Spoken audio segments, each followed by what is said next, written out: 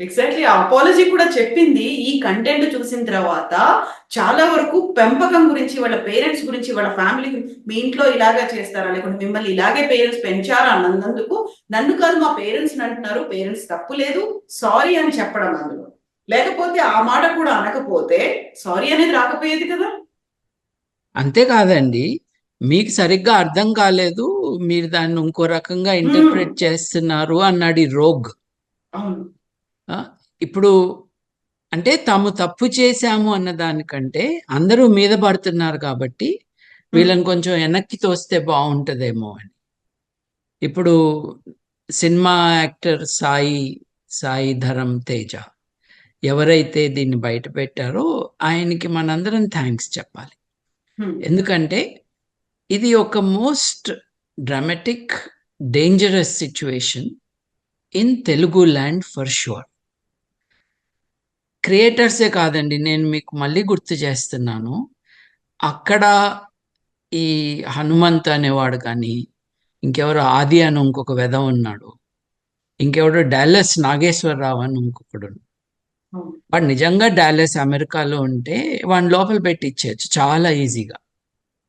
బయట హ్మ్. దేశాల్లో ఈ పీడోఫైల్స్ని, పీడోఫైల్ మెసేజింగ్ని చాలా సీరియస్గా కన్సిడర్ చేస్తాం.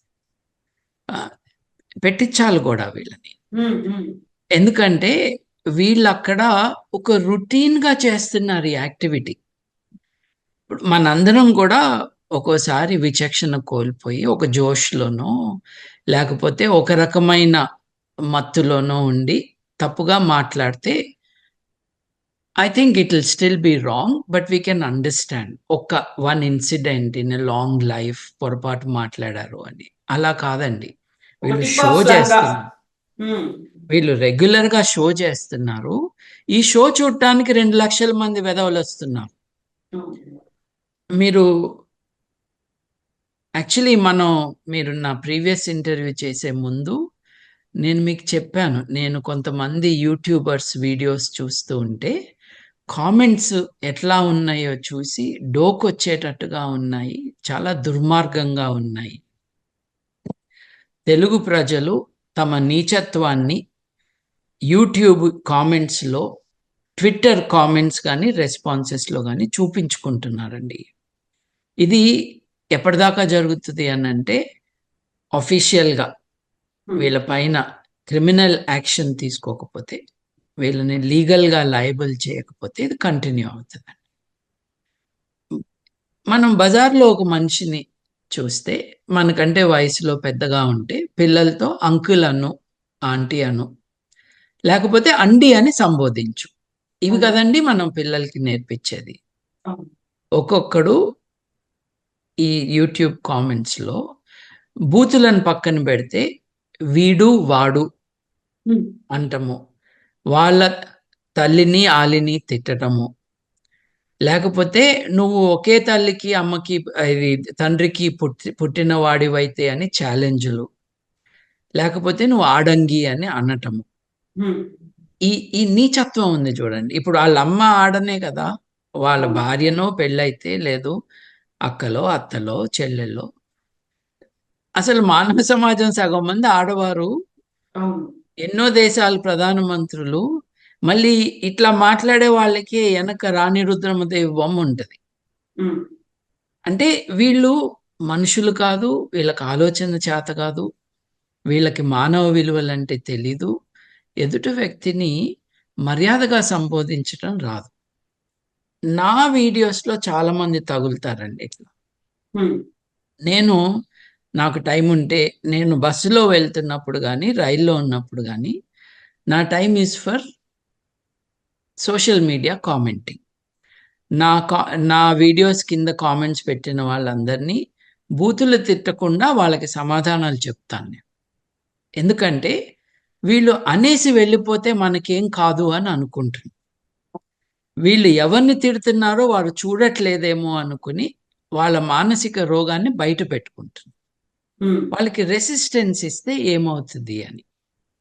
ఇప్పుడు నేను ఇటీవల కాలంలో టీఆర్ఎస్ పార్టీలో జరుగుతున్న కొన్ని డెవలప్‌మెంట్స్ గురించి ఒక రిలేటివ్‌లీ హార్మ్లెస్ పోస్ట్ పెట్టాను.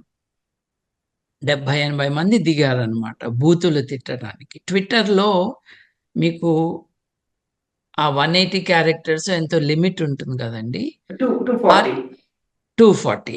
అవును. వాటెవర్ దట్ లిమిట్ ఈస్, ఆ లిమిట్‌లో ఒక ఆర్గ్యుమెంట్ ఇచ్చే అవకాశం ఉండదు. ఆ లిమిట్‌లో కేవలం బూతులు రాసే అవకాశమే ఉంటుంది వీళ్ళకి.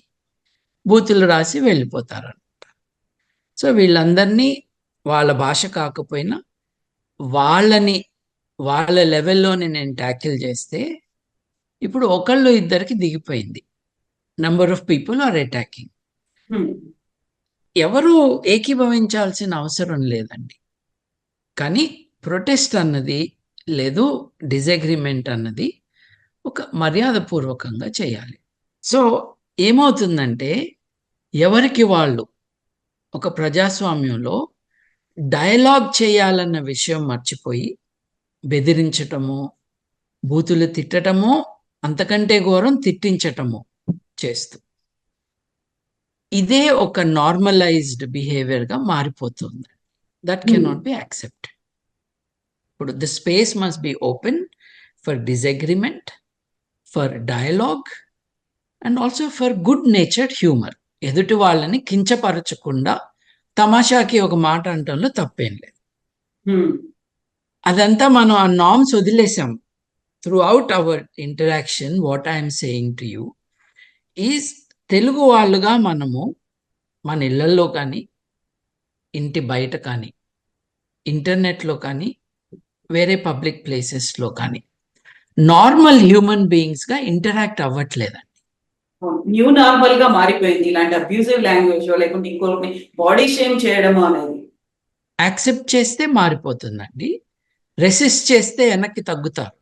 గుర్తుంచుకోండి, బూతు సైన్యం వెనక్కెళ్ళి నేనొక్కడినే కదా! నా వెనక సైన్యాలేం లేవు కదా! ట్యాగ్ చేస్తే ర్యాగ్ చేస్తా అన్నాను. అలాగే చేశాను. ఎక్కడా బూతు వాడకుండా, అబద్ధం రాయకుండా. వెనక్కి తగ్గారు కదా! ఏంటంటే ఇప్పుడు ఈ మాటలు విన్నవాళ్ళు మళ్ళీ దాడి చేయటానికి వస్తారు. హ్మ్. హ్మ్. This is the norm. అంటే గుండాగిరి, రౌడీల్లాగా బిహేవ్ చేయటము అన్నది నార్మ్ అయిపోయింది.